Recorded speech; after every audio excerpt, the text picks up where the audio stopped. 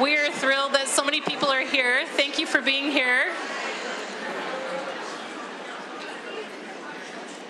We love the enthusiasm and appreciate all of you being here and are looking forward to being able to celebrate so many people here tonight. We'd like to get started. This is our Board of Education meeting, October 1st, 2024. And this is our 7 o'clock meeting. We're going to go ahead and begin by indicating who's here. Clark, will you start? Clark Nelson.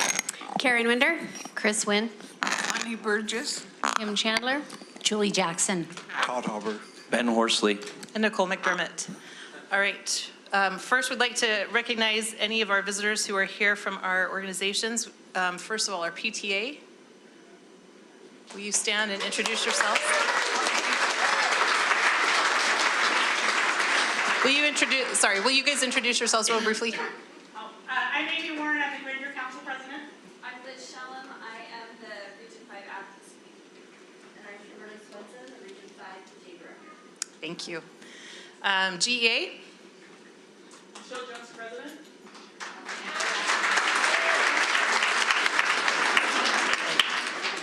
Our Granite Office professionals. Anyone from here? Not tonight. Usually we do. GASPA. Thank you for being here. Our middle managers. I don't see anyone. And administrators, principals.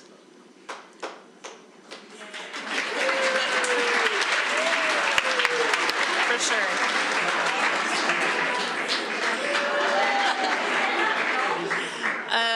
Our Granite Education Foundation. Do we have anyone here from the board? I don't see anyone. And any elected officials that I did not see. Thank you. Mr. McPherson. Thank you, everybody. All right, we're going to go ahead and turn the time over to Chief Porter, I assume, to introduce our Pledge of Allegiance. Will the audience please rise for the presentation of our flags?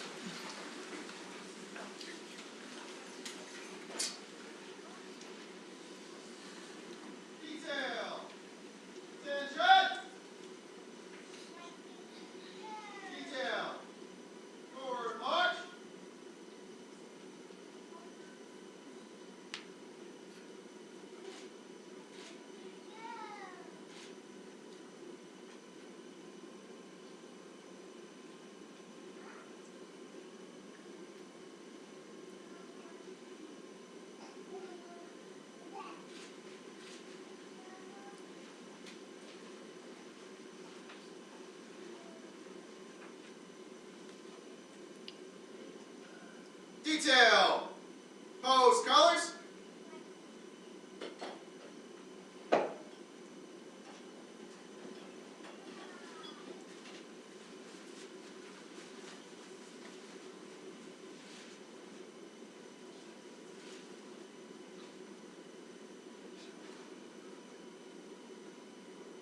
Detail. Present arms. Will the audience please repeat the pledge after me? I pledge allegiance to the flag of the United States of America and to the republic for which it stands, one nation, under God, indivisible, with liberty and justice for all. Thank you. The audience may be seated. Detail. Order arms.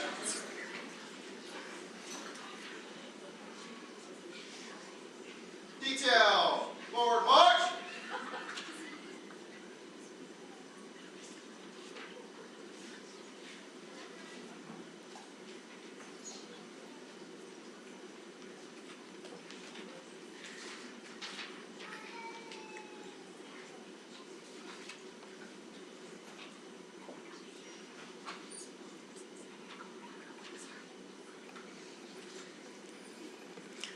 We'd like to thank the Granite Police and Chief Porter for doing our honor guard and pledge today. Thank you so much.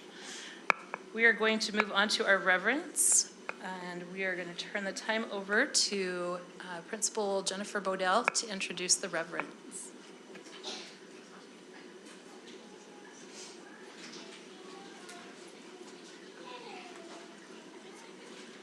Board members, go ahead and make your way down. Good evening. What a crowd. They're going to love this. We have our 5th graders from Whittier Elementary.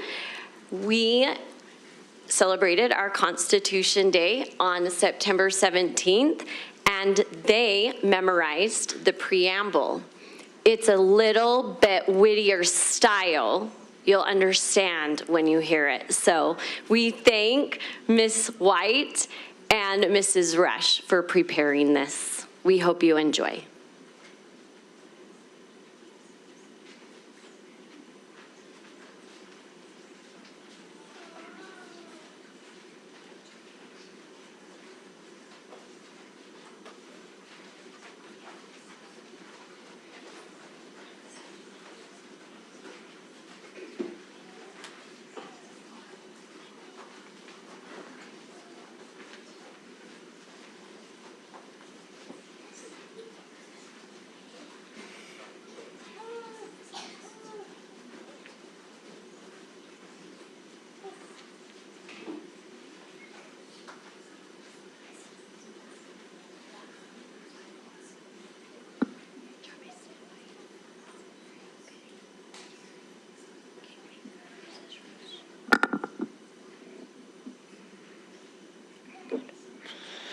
Good evening, Granite Board of Education and members of our community. We are excited to be with you tonight.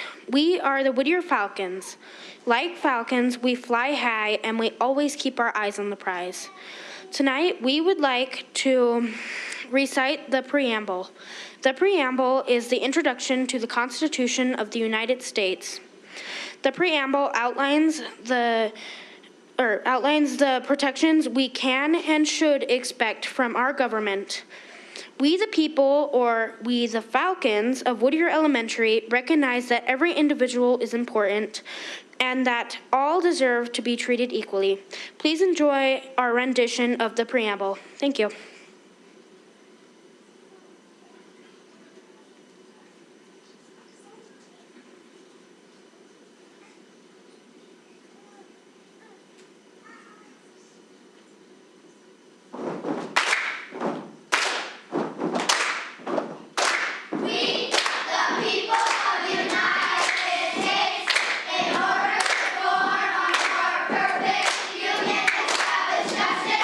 Ensure domestic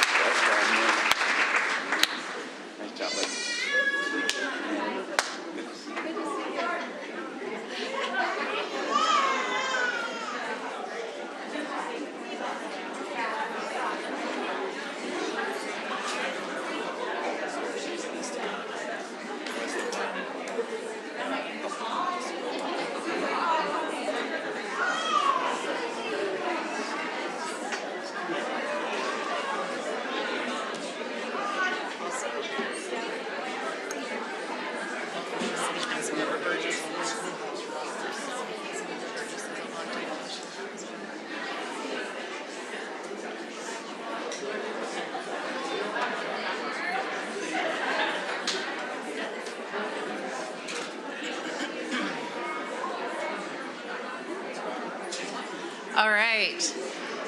What a fun reverence. Thank you, Whittier Elementary, and all those parents who were here to support them. We're going to go ahead and move on to our Good News Minute, and we'll just follow our same pattern for tonight. Clark, we'll go ahead and start with you. Yeah, maybe I can mention 3 quick things. First is Granite School District is now the charter authorizing entity for the Academy of Math, Engineering, and Science, and so we're looking forward to a great new partnership with Ames and Cottonwood High School.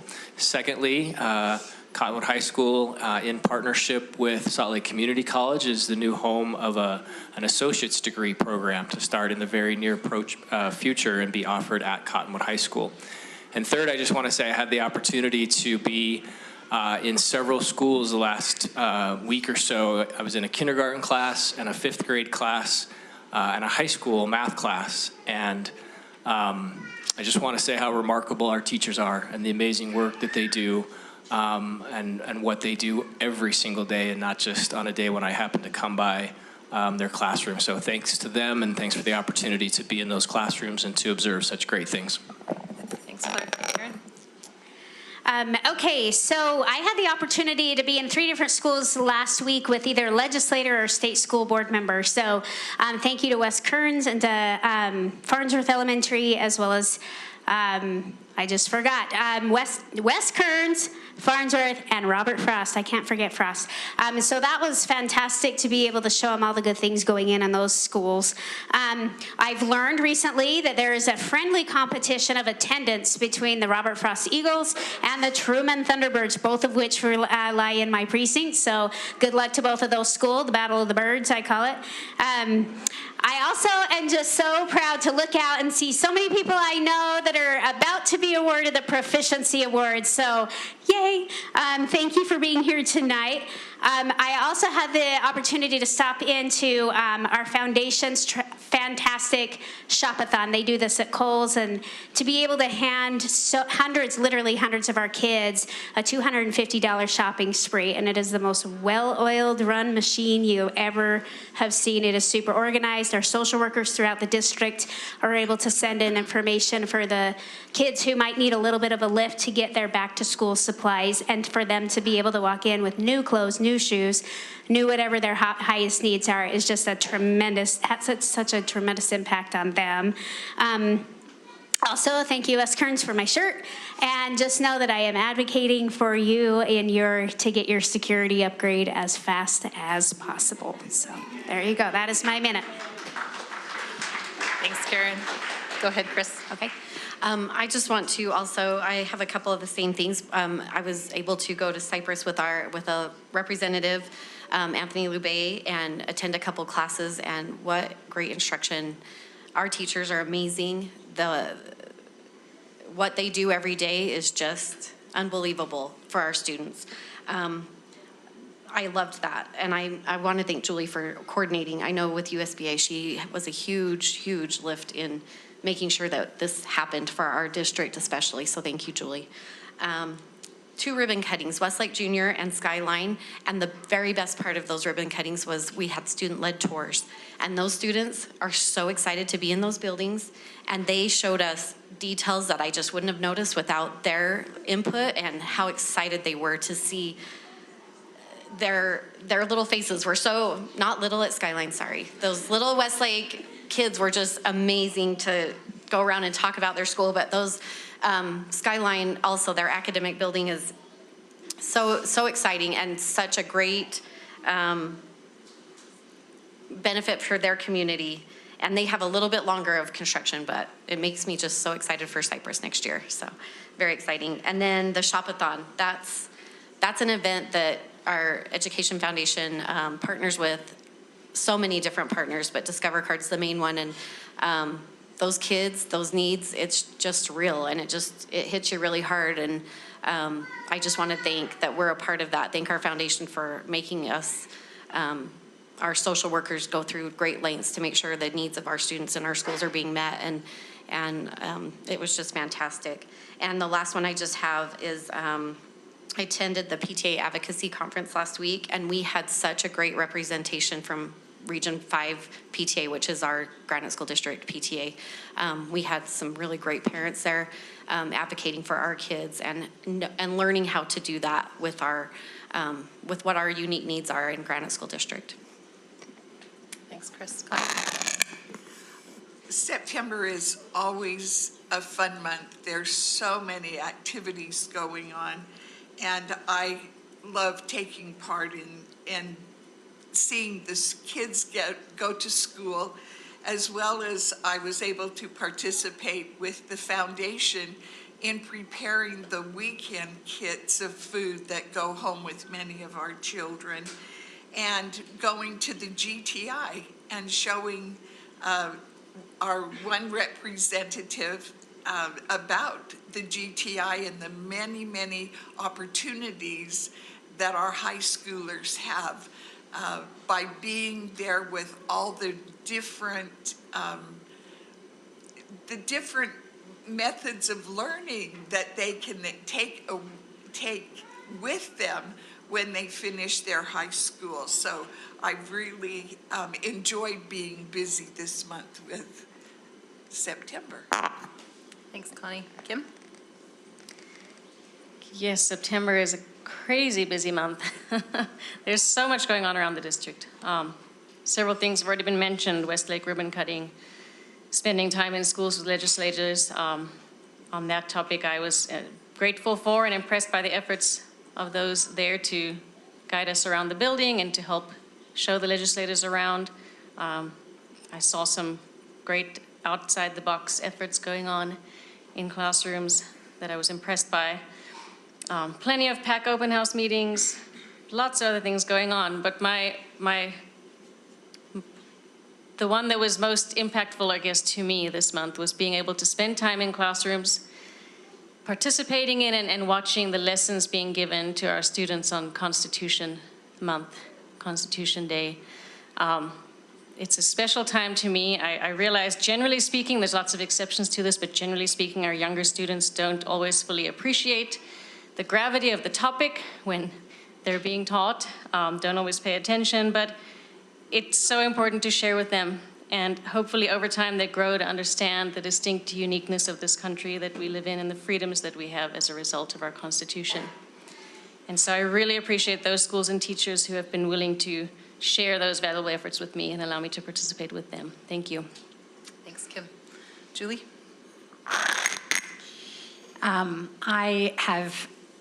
I wanted to point out something so exciting to me at Skyline High. We have a club called the Permanent Action Club, and they have been motivated to help people get registered to vote and to encourage young voters.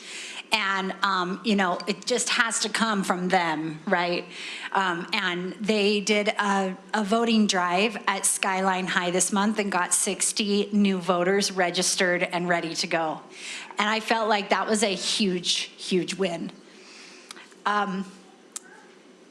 Huge opportunity last week for all of us, I think. Every single one of us spent time talking with a lawmaker this month this week in one of our schools. And I got to talk with 9, and I still have 2 more this week. One's in the back, who I get to speak with this week. And the insights that I have received are going to impact, I think, our advocacy as a Granite School Board and our advocacy as the education world. I really believe, because this was a statewide initiative, and the things that I learned are going to change the way that looks. I really believe that it will. And I already, during this meeting, had a lawmaker from the state school board text me and say, here's something I'm voting on tomorrow. What do you think about it? And that kind of collaboration has not existed. And here we are already seeing an impact. And so I feel like that is huge reason to celebrate. I'm feeling like I need to celebrate today. Thanks, Julie. For mine, I know many of the things have been spoken about. I did get to visit with Representative Jim Dunnigan at Calvin Smith. Appreciate Calvin Smith. I believe they're here. Thank you for hosting him. I echo what Julie said. I feel like I learned a lot from that visit and appreciate going forward now, being able to have a little bit more of an understanding from him, as well as some common, hopefully collaboration as we go forward. I want to give a shout out to parents as well as teachers and our administrators for parent-teacher conferences. I know that's always you're exhausted after those 2 days and you don't have a voice, but I loved, as a parent, being able to go. I even came here to the GTI and visited with my son's teachers here. But just the opportunity to be able to do that and to see so many parents participating in that. So thank you for being part of that. And then also my family, we participated in the Day of Service at Granite Education Foundation, and Clark was there to help as well. I know I saw him. I don't know how many others participated, but it was such a great opportunity. We rubbed shoulders with people from the Granite Credit Union, who's one of our main sponsors, and what a tremendous opportunity to serve the children in our district. So thank you for the Granite Education Foundation for helping and supporting our teachers and our students. And that is all. We will wrap up our Good News Minute. We're going to go ahead and without, if there's no objection, we'd like to move because of a prior engagement and action item that we have, action item number 11, which is our administrative appointment. We'd like to move that up to now, just because we need to excuse him. He does have to leave. So we've had this action item. We've been able to review it and talk any questions. So if there are no objections to moving that up, I will go ahead and entertain a motion for that.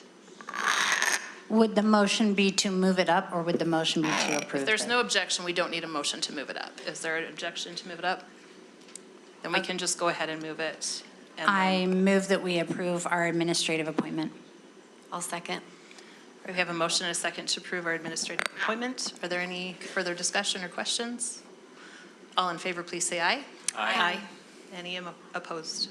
All right, motion passes. We're going to go ahead and turn the time over to Mr. Wilburn to introduce our administrative appointment.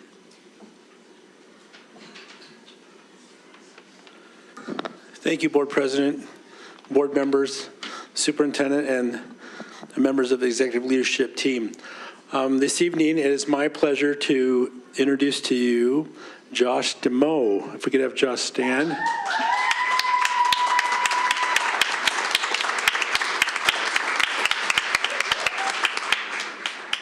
Josh actually taught sports psychology, debate, financial literacy, and advanced coursework at Murray High School for 8 years.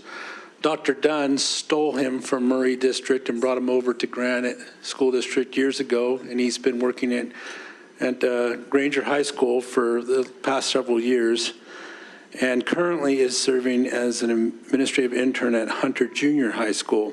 But next year starting Monday, he will be a new assistant principal at Matheson Junior High.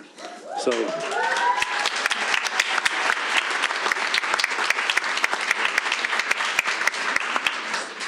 Josh, who do you have with you this evening? My wife Melissa and one of my children, Parker. The rest are all at the end. Well, and you also have your current principal and your new principal. My new principal's here. They might fight afterwards.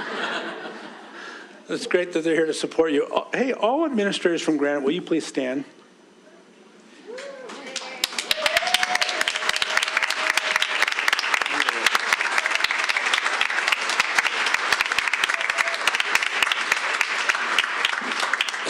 So Josh, these are your friends and colleagues. They came just to support you this evening. No, I'm kidding. But it's nice that they can see your face and get to know you as well. We also want to just thank all the administrators in the audience and those that couldn't be here. I think this month is Administrator Appreciation Month, so we just want to thank you for all that you do. Okay, we'll excuse you at this time, Josh. Thank you. Board President, can I speak to that? Thank you, John. Appreciate that. I just wanted to clarify this. This is kind of an unusual time to be appointing an administrator, but we have a unique circumstance and situation in the Cypress community. We're going to be reopening Brockbank Junior High School next year. We're going to be appointing, go ahead, that's amazing news. We're very excited about that. We will be appointing a new principal for that position at an upcoming board meeting, likely next month's board meeting. And the goal is to get somebody in the building who could potentially transfer over to be a part of the new Brockbank Junior High School, who has built and established relationships with those kids already at Matheson.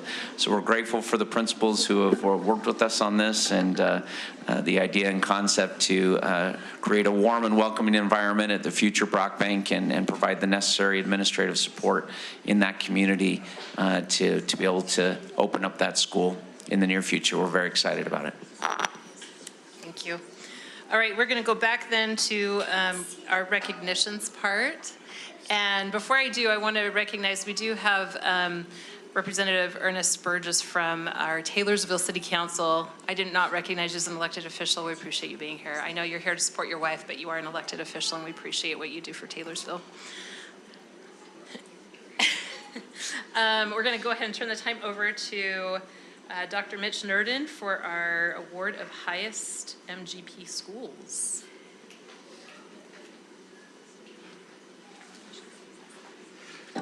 Thank you so much, Board President, Superintendent Horsley, members of the Board of Education and Superintendency, for the wonderful opportunity we have to be here tonight to recognize quite possibly the most important recognition of the year.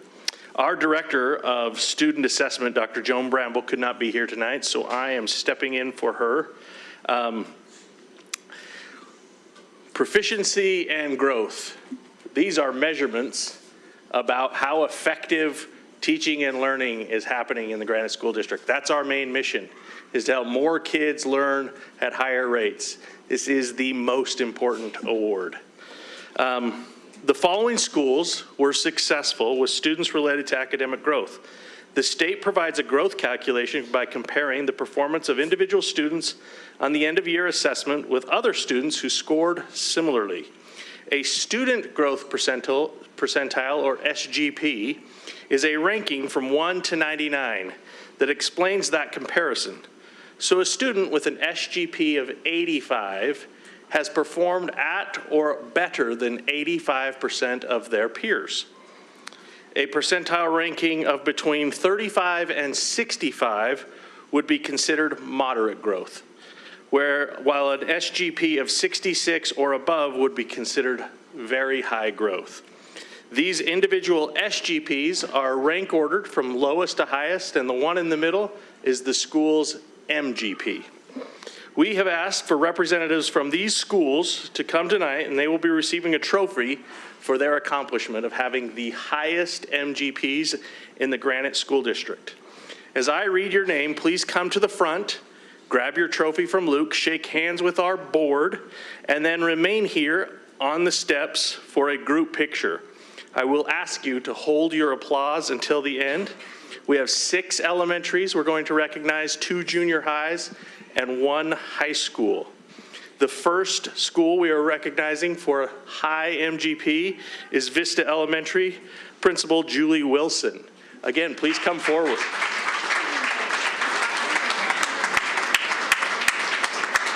The next school we'll be recognizing is Rosecrest Elementary, Principal Brittany Ambrose.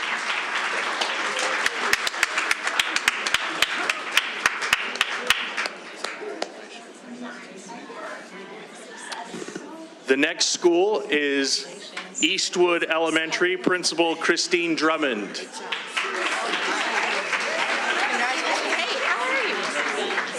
Good job. Hey, good for you. Good for you. Good job.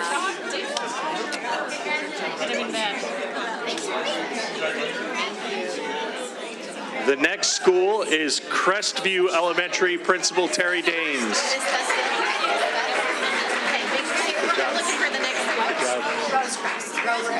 Good job. Congratulations. Good job. Great job. Thank you. Rosecrest? Okay, Rosecrest. Thank you.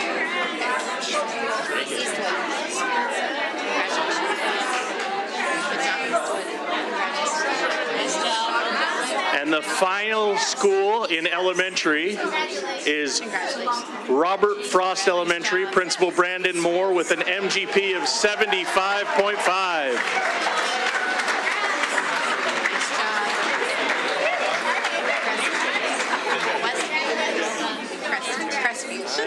Congratulations. I think I skipped one. The most important one. There were two Terrys. I'm sorry. It's my bad. Cottonwood Elementary, Terry Cooper.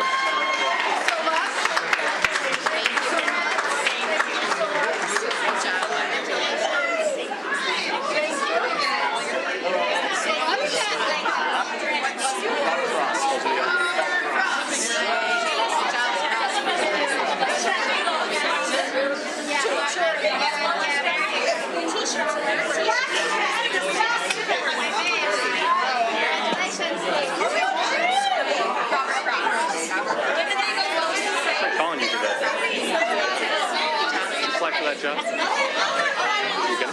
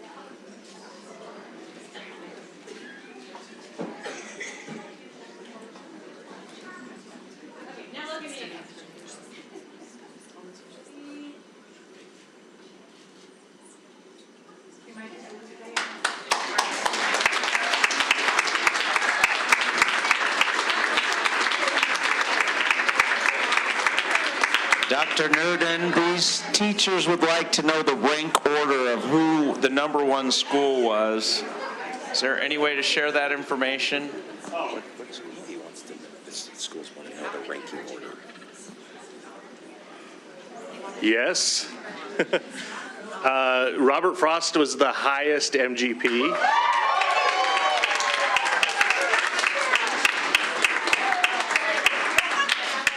We're just going to leave it at that. Everybody else was awesome. The greatest ever. We're going to recognize the 3 secondary schools, the 2 junior highs and the high school. And our first junior high is Wasatch Junior High, Principal Mary Basso.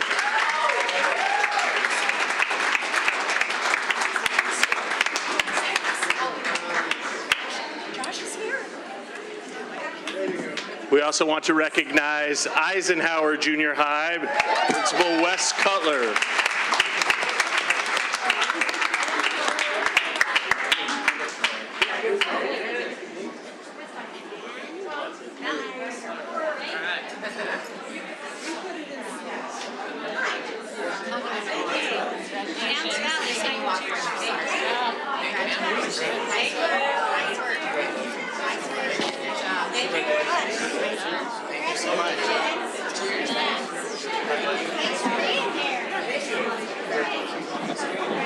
Congratulations. Great work. And the high school is Skyline High School, Principal Rob McDaniel. Looks like Ben Anderson is here, assistant principal. Just go down the line. Congratulations. Grab your trophy.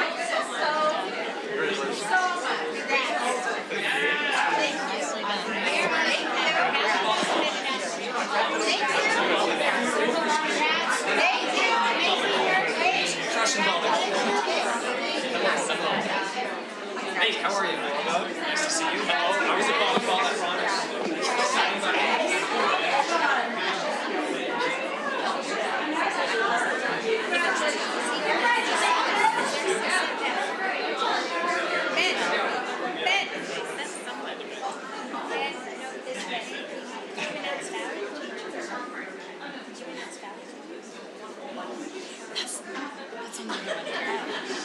Well, this is how you do it. You're talking proficiency.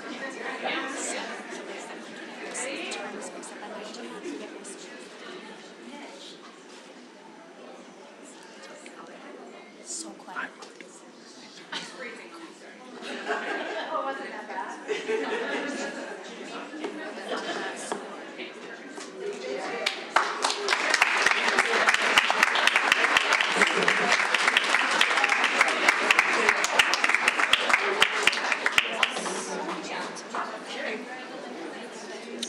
Okay, the next schools we are recognizing tonight are those schools that have showed the highest gain in overall proficiency from the year before, which was 22-23, and then this last year, 23-24.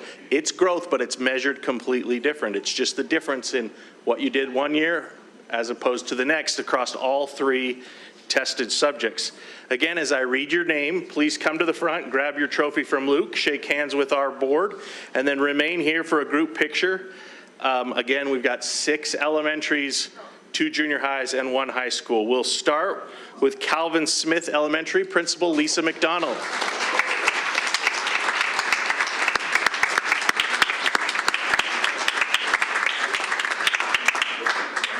Great job.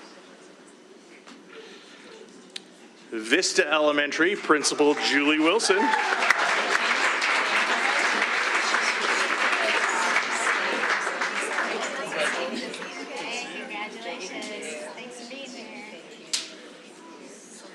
This might be their second trophy of the evening. Way to go, Vista.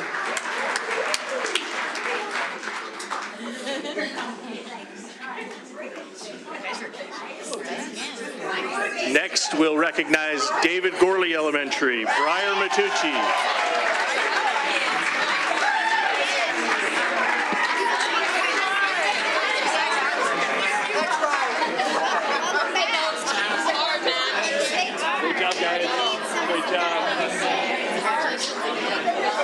Love the shirts.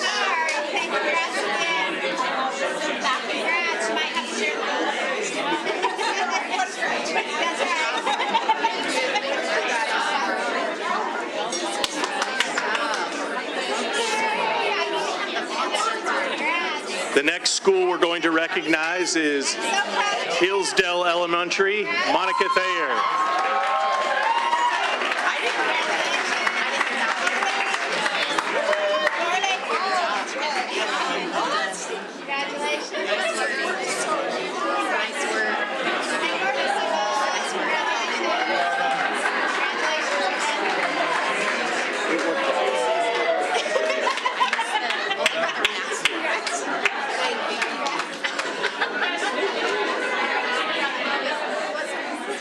What a principal.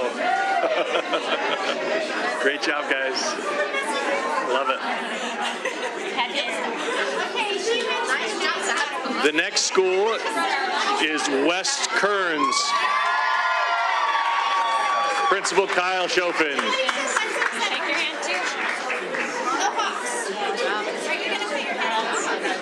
Great job.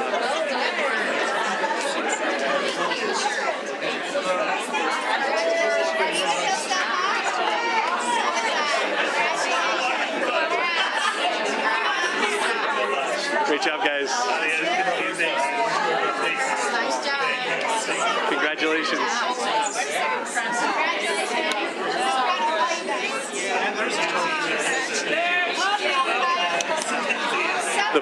school is Hunter Elementary, Principal Kathleen Anderson.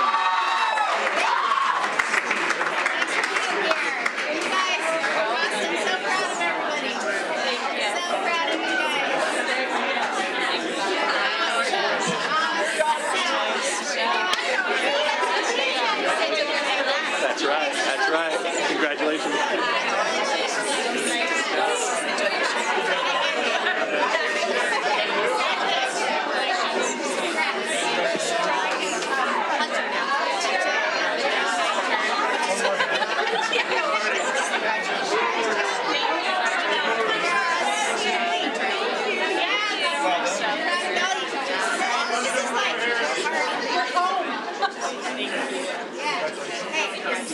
I'm so proud.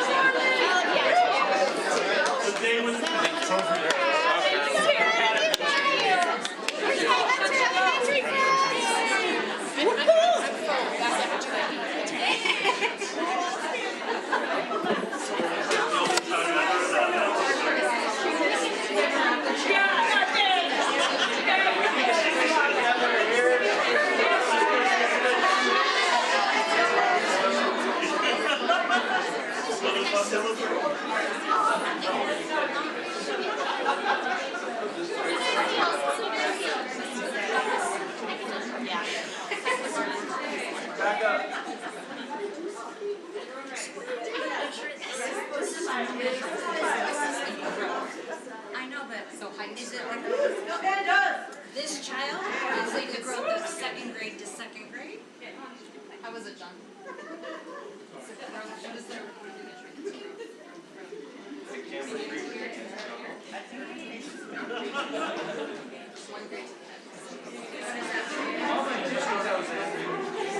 Like this kid, like how they did in second grade versus how they did in third grade. I wasn't sure he saw it, sorry. So the school year, oh, that's amazing. Wow. Hey, everybody, trophies up!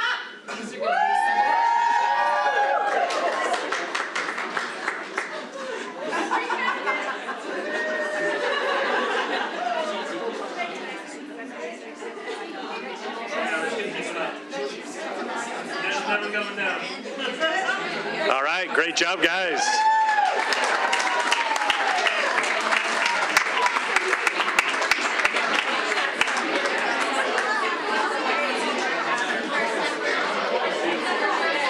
Congratulations.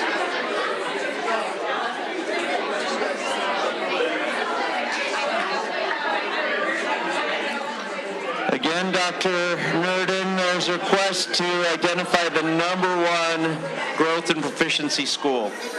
The school with the greatest increase in proficiency is Hunter Elementary.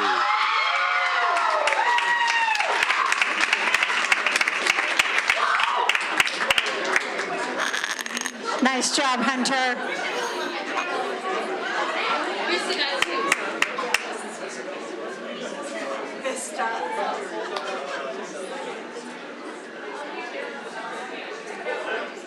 Okay, our junior high schools are beginning with Valley Junior High, Principal Brian Murray.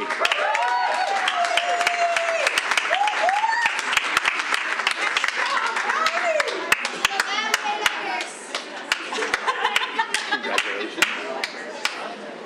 Nice work. They're ligers? Tigers, they're not the tigers, they're the lions, they are the ligers. I thought that was a made-up animal. Our next junior high school with their second trophy of the night, Wasatch Junior High, Principal Mary Basso. Congrats.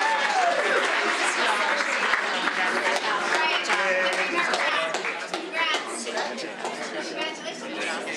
Love it, love it, love it. Thanks for being here and supporting. I'm so sorry I did that. I know, right? How's it going?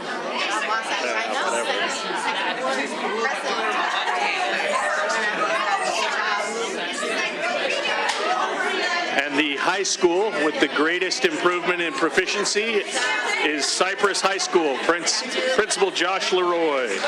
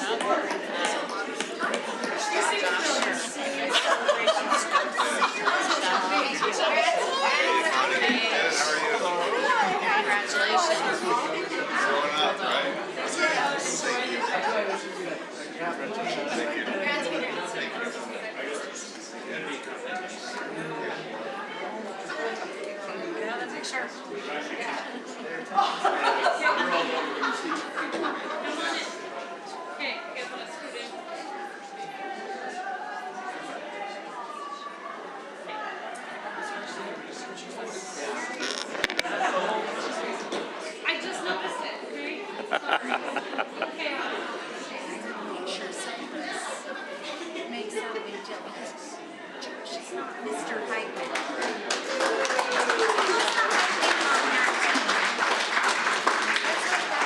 Again, thank you, administrators, teachers, and educators for working so tirelessly to help our students learn. While students take many tests, the ACT test, the AP test, IB tests, all those many tests, this is the one test that matters the most to us, and we really appreciate all the hard work that goes into this. It should be lauded above everything else. Congratulations.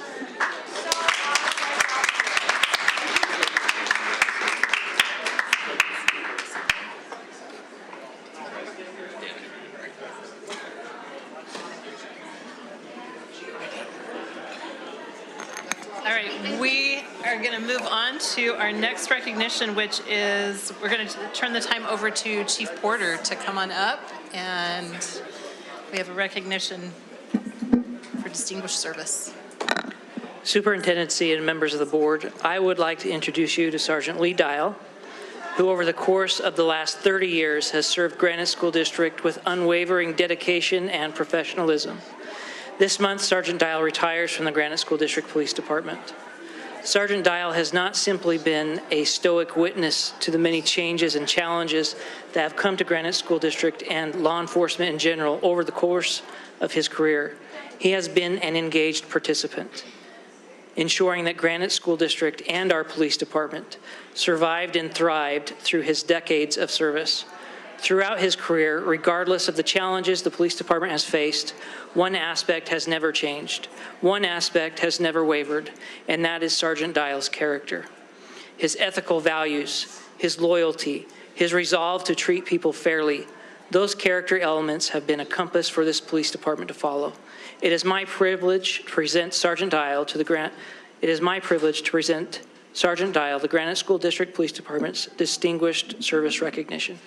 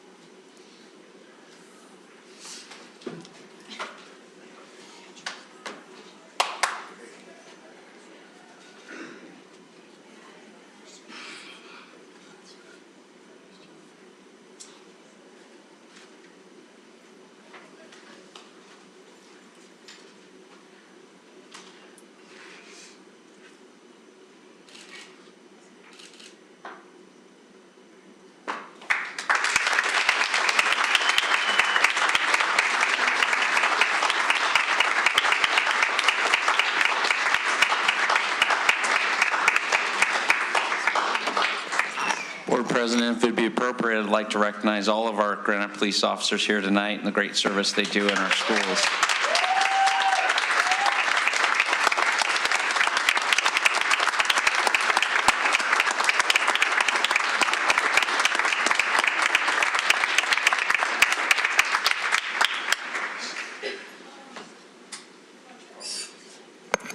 Thank you so much. We're going to turn the time over to our business administrator, Todd Haber, for recognition also for our budget office.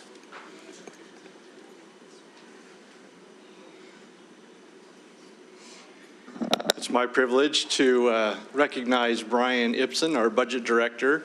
He's brought Granite School District, wherever you are. He's brought us back to the traditions that we used to have. We have received, or through his efforts, have received the Meritorious Budget Award from the ASBO International Organization. We had a history of receiving that. We went on a hiatus for a few years. Brian's brought us right back front and center, and so I'd like to recognize him for those efforts and that recognition. Thanks, Brian.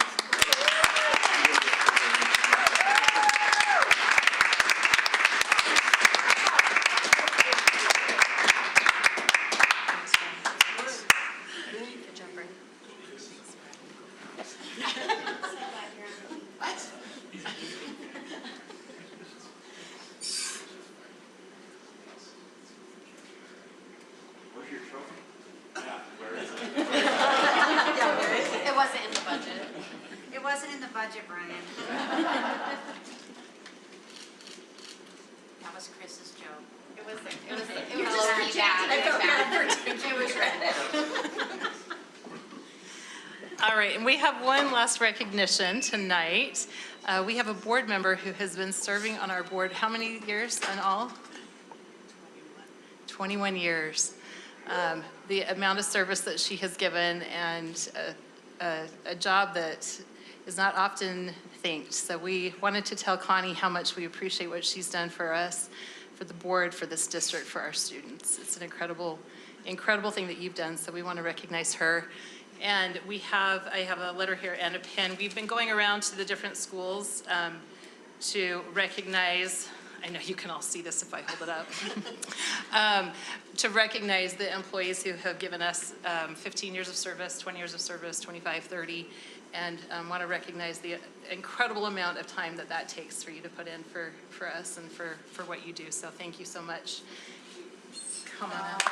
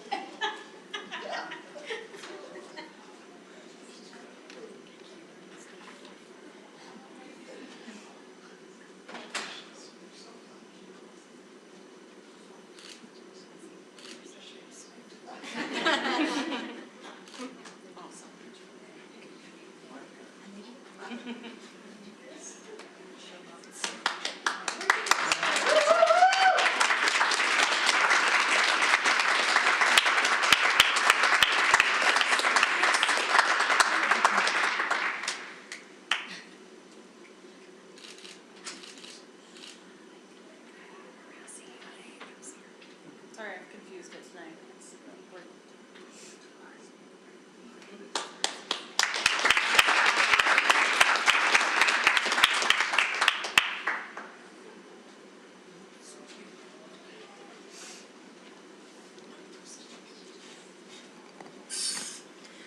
All right, that concludes our recognitions tonight. We appreciate everybody who was here for that, and are going to move on. We do have participation time, patron participation time, as well as granted elected officials participation time. Representative McPherson has asked to have some time, so we're going to turn the time over to him, invite him up, and let him address the board. Thank you for being here, Representative McPherson.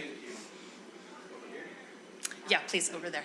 Yeah, and that microphone, you kind of have to eat it. Okay. Everyone hear me okay? Okay. First of all, I just wanted to congratulate Connie on that achievement. 21 years is an awful long time for a, as you stated, somewhat thankless job at times. But I very much appreciate the work that each one of you do, and I know this is a difficult role too, especially with budget constraints and all the push back and forth between parents and teachers and administrators and the legislature and your constituents in your district. There's a lot of tug and war that's going on, and I appreciate the work that you guys do to balance that as best you can. I did want to bring up a couple of things that have been brought up to me from some of my constituents, and also wanted to walk you through my experience working with the district obviously from a legislator's point of view, but also as a parent too of a student that's still in Granite. My other kids have all now graduated from Granite School District, but I still have one in there. He's a senior right now at Granger. And go Lancers, by the way.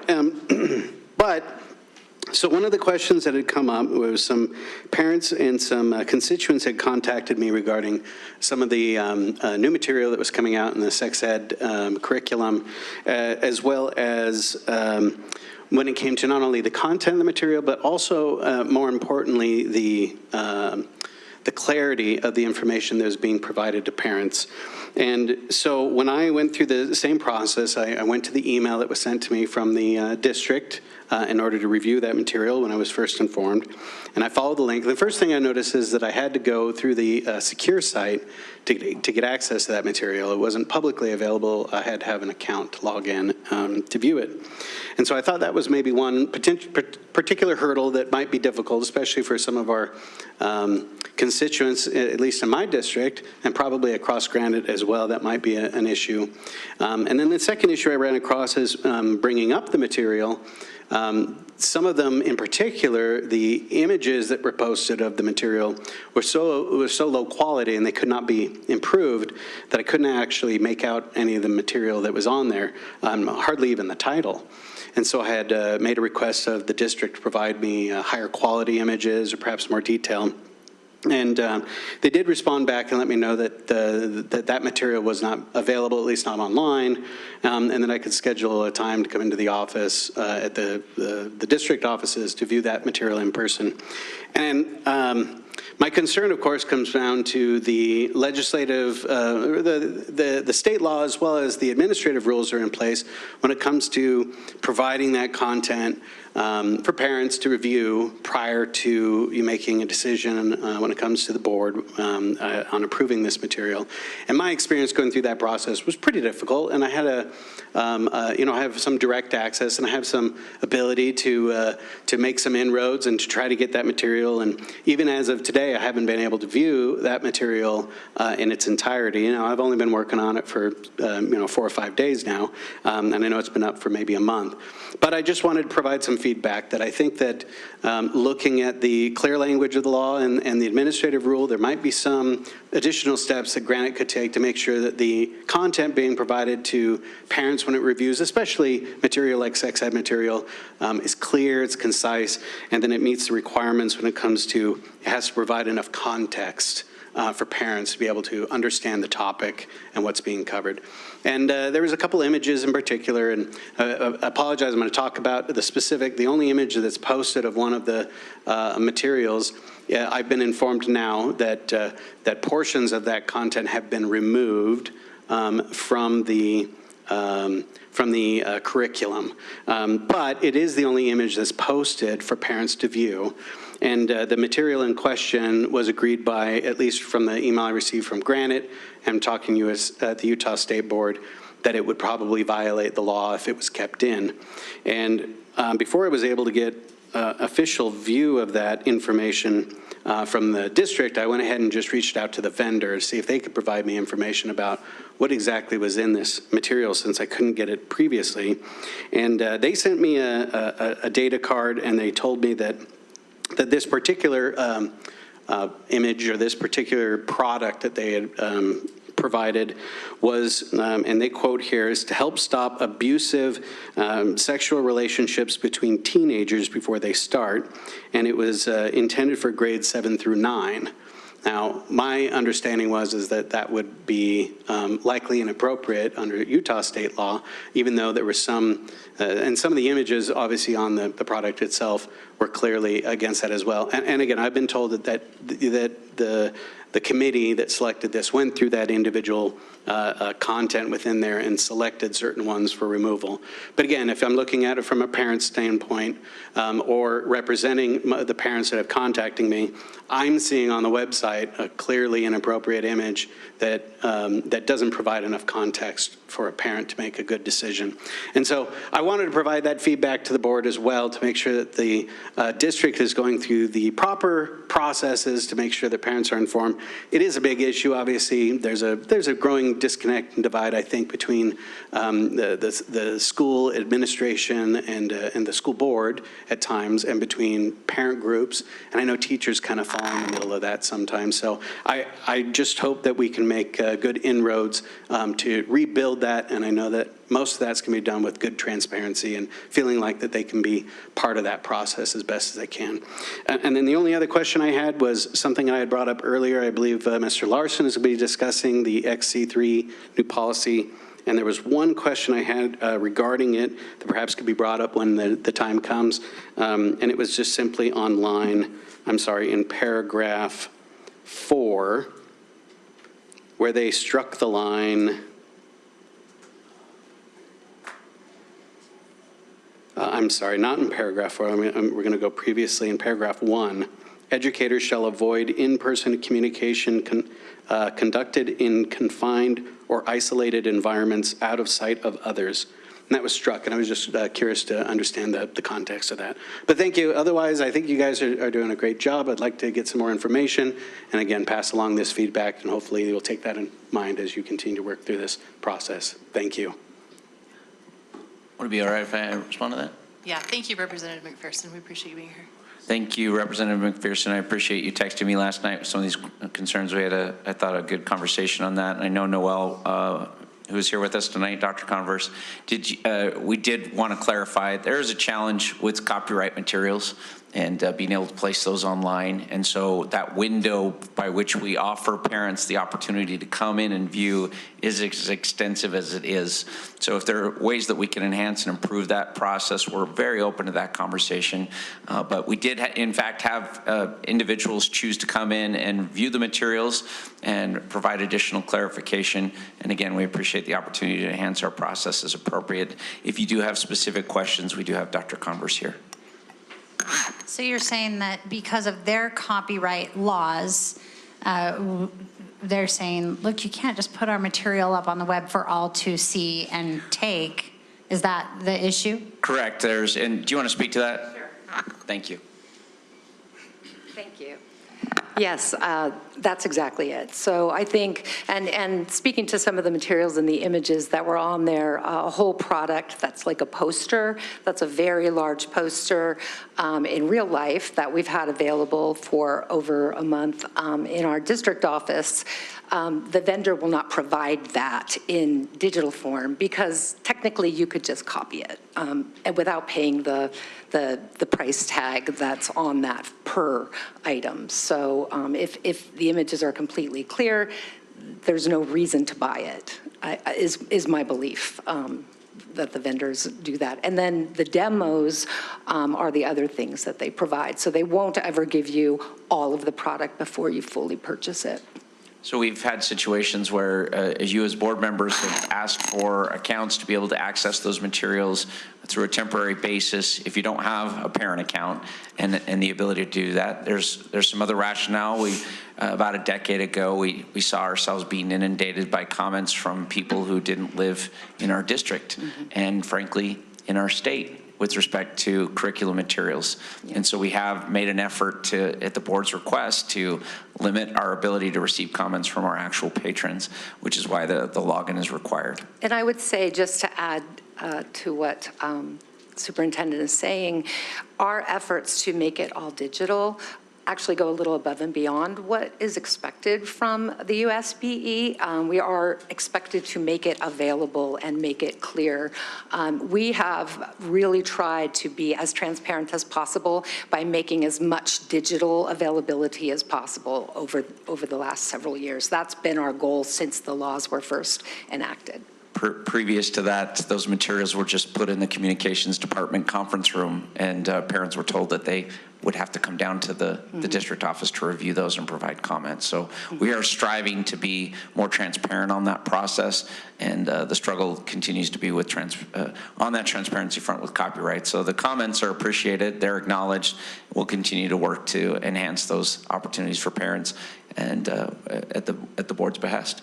I would just add one last additional thought. There was a question, and Board Member Chandler had presented some other concerns to me prior to this meeting, and I'm working with Dr. Converse, Doug Larson, and some other folks to do an administrative review of the concerns with respect to those specific items and whether they are in compliance with state statute. We will present that information as soon as I've had a chance to review it to the rest of the board and with their determination, and we'll let the board decide at that point in time how they would like to pursue that. Okay, Representative McPherson, I think this is a great example of something that I'm seeing a lot, which is lots of stakeholders who have the same interest at heart, who need to get together to talk about what the obstacles are, because I think that there are obstacles from the parent who needs to talk, there's an obstacle from the teacher, there's an obstacle from the committee, obstacle from the publisher, and we need to sit down and figure out what all of those things are so that we can overcome them in the name of transparency and communication, you know. And I think that often we're finger pointing a ton. And my big plea to everyone is, like, can we just sit down and talk about it and work it out? Because I think we can work it out, and I do think we have common interests. This is a great opportunity for us to do that. Might I just add one additional piece? I appreciate these concerns. I appreciate that our parents would be engaged, our elected officials would be engaged. We want to make sure we're in compliance with the law. We do not want to be providing inappropriate content to kids. And so the scrutiny on these materials is appropriate, and we're happy to look at those materials again. Thank you. All right, we're going to go ahead and move on. We have next on our agenda the consent items. We did not have any patrons sign up for participation. We do have our consent items. We've had these for a few days, been able to ask questions. And if there's no other questions to ask at this time, I will entertain a motion. I move we accept the consent agenda. I'll second.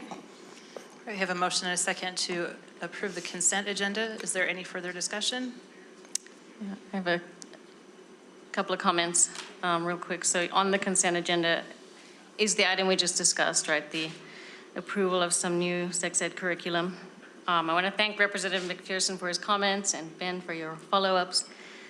I indicated in our last study session that I have some concerns with some of the items on that list. As Ben said, I've communicated with him and with Nicole, look more specifically what my concerns are, but I want to be clear for the rest of the board and publicly what my position is. So just wanted to provide some of that background. So per Utah Code 53G10-402, 2B, the state board is to prohibit instruction in the advocacy or encouragement of contraceptive methods or devices. Accordingly, State Board Rule R277474-3 also states that instruction may not include, and lists several things, intricacies of intercourse, advocacy of premarital or extramarital sexual activity, or the advocacy or encouragement of the use of contraceptive devices. So, as I've made Ben and Nicole aware, I question whether some of the curriculum that we already have, that we approved earlier this year and that we're approving or potentially approving tonight, whether it violates those laws. And so, as you said, Ben, we're going to review, right? We're conducting a review, and as I understand, what you told me was we wouldn't be using those materials until we've reviewed and confirmed that we feel comfortable that we're in a good place. Is that correct?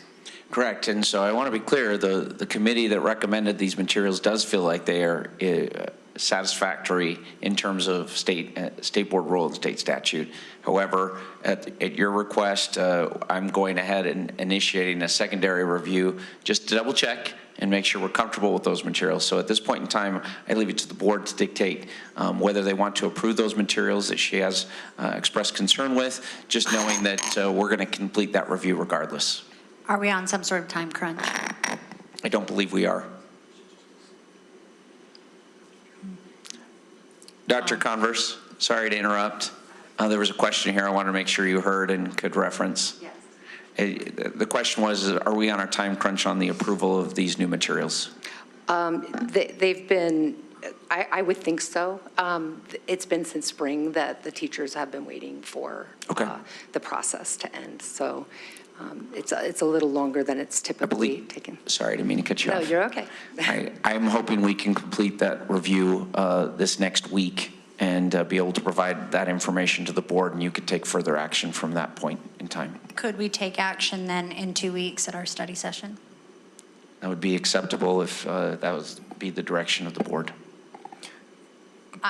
Dr. Converse, can you comment on the implications of that if we delay 2 weeks? What impact that has on instructors? At this point, 2 weeks is 2 weeks. If the board feels like we need that extra time, by all means. I do believe that the teachers are waiting for these new materials, and that's something that that I think they're invested in having the best access to different materials that they can use to teach the standards. And frankly, a lot of our material has been quite dated.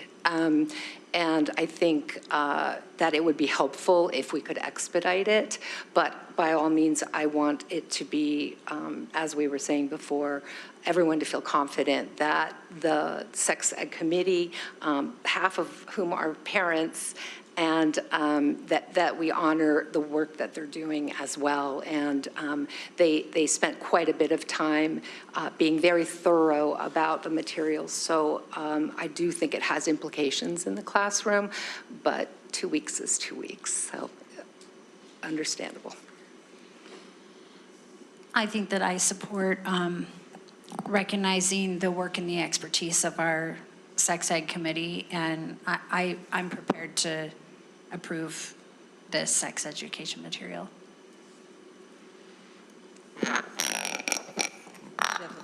I was just going to say, I am as well. I mean, if we, in the event, we find out, you know, we're going to easily be able to readdress this. So I would rather give our teachers that extra time to incorporate this. So I think I align a little bit with Julie on that, but. And Kim, the pieces that you think might violate these statutes, is that the consent pieces that you were talking about last week, or last board meeting? Yeah. Yes. Okay. Is it just the consent pieces, or is it also the contraception pieces? Well, the pieces that are included in what we voted on last week and are voting on tonight, unless that poster was removed and I wasn't aware, that is one of the items, right? Because it sounded like the consent material, is that what you're talking about? Oh, sorry. When you said consent, I interpreted consent agenda, but okay, I get what you were saying now. No, I do have issues with that as well. That's not related to the legality issue, correct? That's a separate concern of mine. So, yeah, thanks for clarifying that, Nicole. Maybe I can follow up very briefly. What is the process exactly to double check that we are in compliance with the law? That's my ultimate concern, is that we are indeed in compliance, and I respect the committee's work that they've gone through, and that they have expressed the opinion thus far that we are in compliance with the materials based on state law. So what is the extra check? What is the process that looks like? So to be clear, there were some past items that have already been approved by the board that we're reviewing, and then there was this contraception awareness poster. I need to go back and reference your email in detail. There was 1 or 2 items, and I asked Doug, being our legal, to provide that legal perspective with the expertise of Dr. Converse, who represents the Sex Ed Committee. Leslie is also part of that process, and I asked Dr. Nerdin as well to give that their best perspective and thinking in terms of the legality surrounding advocacy and some of the other components of board rule. So it's just an additional layered review from our administrative team and that legal perspective that I think Doug can provide. And that also gives us a chance to collaborate with state board officials and make sure that they understand the materials that are being used, and just make sure that we're clear on what the confines of the law are and how we're compliant with respect to that. It sounds like you're recommending that you think it would be a good idea to wait. I would say that I feel comfortable that our Sex Ed Committee has done their due diligence on this, but I can appreciate Board Chandler's concerns, and I want to make sure that we give it a second review. Fair enough. I appreciating that we're almost at the end of the first term, I think that's significant, but we all also are talking about 2 weeks. So in terms of making sure we're compliant, I feel like 2 weeks is not a significant hurdle, given that there's still 1 term left in the semester and that these health teachers would still have time to incorporate the curriculum into the second term. So I again want to respect the committee's work, and I do respect it. But if it's a matter of 2 weeks and we can come back in our next meeting and assuming all checks out with the compliance, we can move forward at that point equally and not have any concern that we're moving forward without being in compliance. And I'll just say personally, I thank you for being willing to review and be responsive to my concerns. I really appreciate that. Personally, I do not wish to vote until that compliance with the law has been confirmed on my side.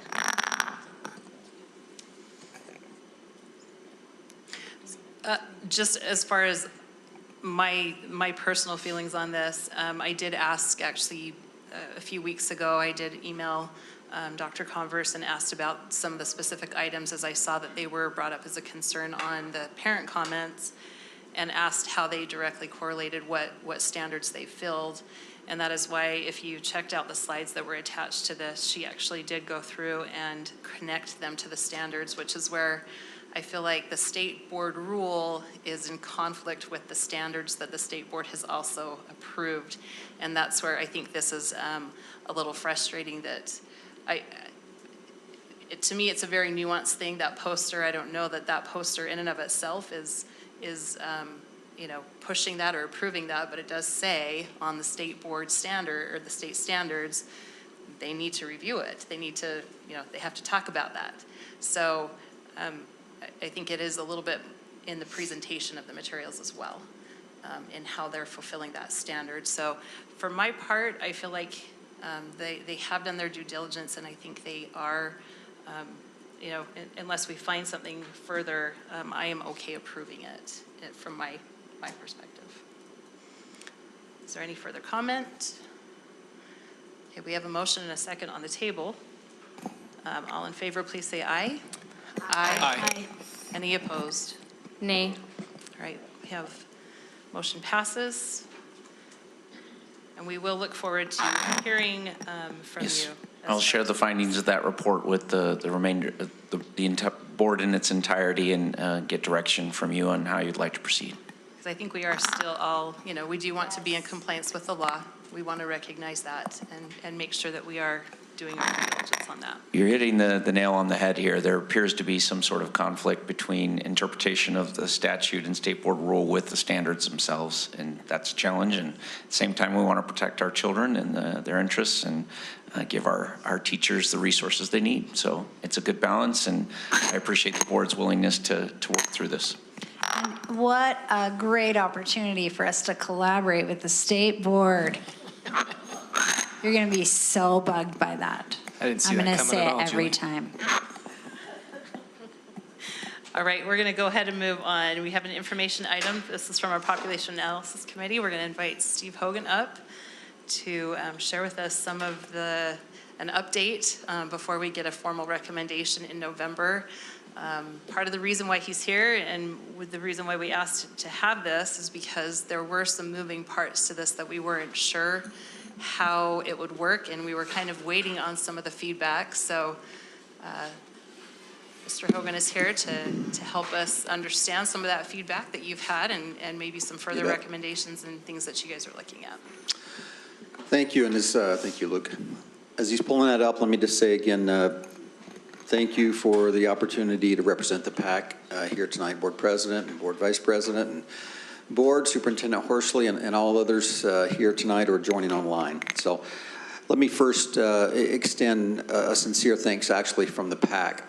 As I've been talking to the PAC quite a bit lately about this and other issues, sharing with them some of my conversations from counterparts around the country at conferences and in other meetings. They ask quite frequently when they find out what we've done as a district in the last 10 years, but specifically 5 years with the number of closures and boundary changes that have happened and just changes overall. I know that other districts around the country need and feel the need to do the same thing. And their question is, well, how do you do it? How do you even get that process started? And my first answer is without hesitation, so kudos to you, is you have to have a willing board. You have to have a willing board that's willing to make hard decisions, and that's what you've done. So I appreciate you being willing to do these, come to these meetings, stand in front of the patrons as you've done, answer those questions, and just be in attendance. So thank you from me and from the PAC.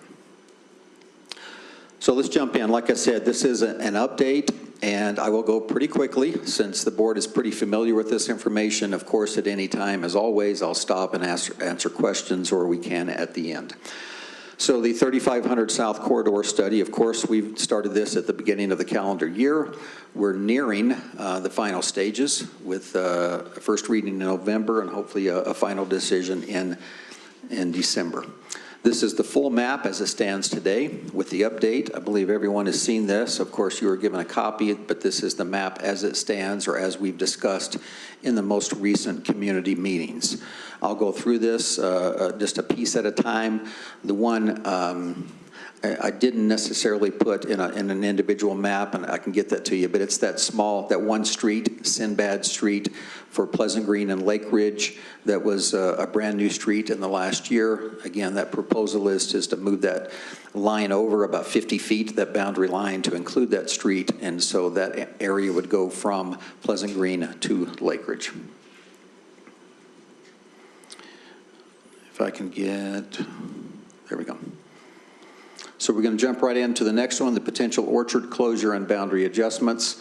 You see there just a snapshot, a 20-year snapshot of enrollment, just to give us an idea of what that does look like and has looked like over the last 20 years. We've gone from a high of about 744 almost 20 years ago, now to about 415 students as of officially today being October 1st, and that is the official enrollment count for the year. So that's a pretty significant decrease over the last 20 years, and you can see basically on the graph what that has looked like. They, of course, do still have sixth grade, so we know that they're losing sixth grade next year, and that number would obviously go down from there, even if no other changes were made.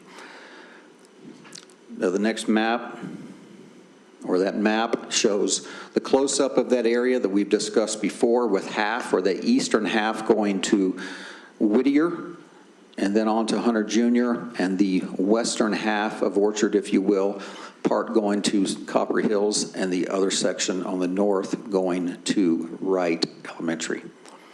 Again, just the reminder that this was part of the area, or this entire orchard boundary was scheduled and approved last year to go to feed into Matheson. With this proposal, the west side, or the Copper Hills and Wright area, would still be Matheson. However, the area going to Whittier would remain in Hunter Junior as it is now. Okay? Next is a proposed feeder change for Valley Crest. And that is something we've discussed actually for several years. Valley Crest Elementary is currently a split feeder, with that area inside the red dotted line being boundaried or feeding into Westlake and then Granger High School. We're proposing as the PAC that be changed. Valley Crest becomes a clean feeder, or one whole feeder to Hunter Junior and then Hunter High. You can see in there, maybe it's a little blurry on your map, but approximately 90, that would affect approximately 90 junior high students and almost 150 high school students. Again, going from Westlake to Hunter Junior and then from Granger High to Hunter High. Then, of course, the next proposed Redwood closure and boundary adjustments. First, the same snapshot. By the way, we have all schools have this same information on our current website, our boundary study website for 2024. You can see their last 20-year enrollment. Keep in mind, this one, Redwood does not have sixth grade now. They're still just a K-5 school. So this does include already the loss of sixth grade for them. That was, oh gosh, I can't remember the exact year, but 5 or 6 years ago, I believe. But despite that, they've still gone down fairly significantly from a high of 847 down to a current enrollment of 475 in the last 20 years. And a lot of that has been more recently, like the district overall, especially in the last 7 to 10 years.